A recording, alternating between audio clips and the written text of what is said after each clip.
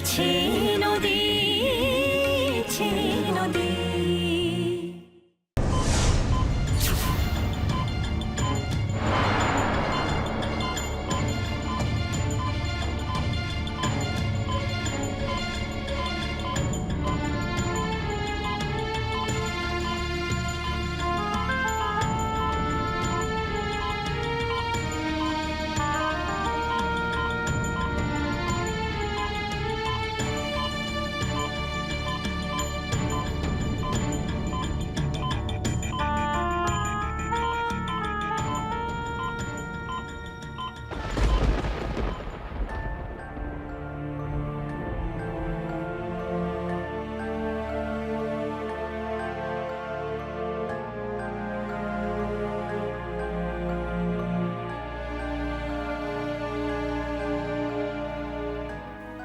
পিকলুদা,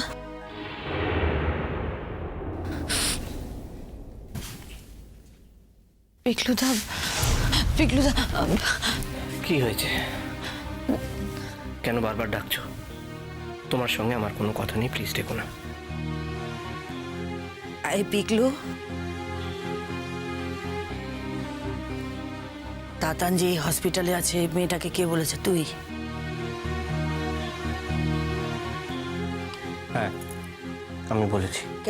না, আমি ভেবেছিলাম যে এটা ওর কাছে সুখবর হবে।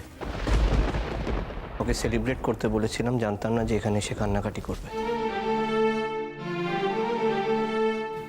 আর তোমাকেও বলি মেঘলা, তোমাকে যে আমরা এতবার করে বললাম যে বাবার সাথে ফিরে যাও, তো তুমি ফিরে গেলে না কেন? কি করতে পারবে তুমি এখানে থেকে, বলো তো? কোন উপকারে লাগবে তুমি?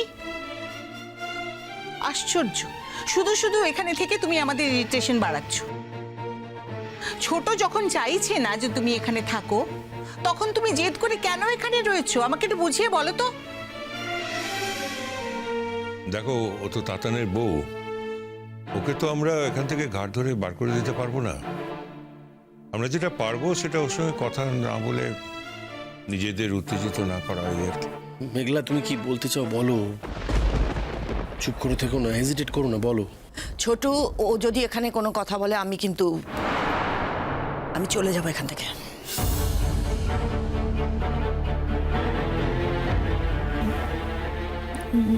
না পাগলা গোড়া, মানে ডাক্তারবাবু এইমাত্র কথা বলে গেলেন, তো আমাকে একটু বলবে ও কেমন আছে এখন?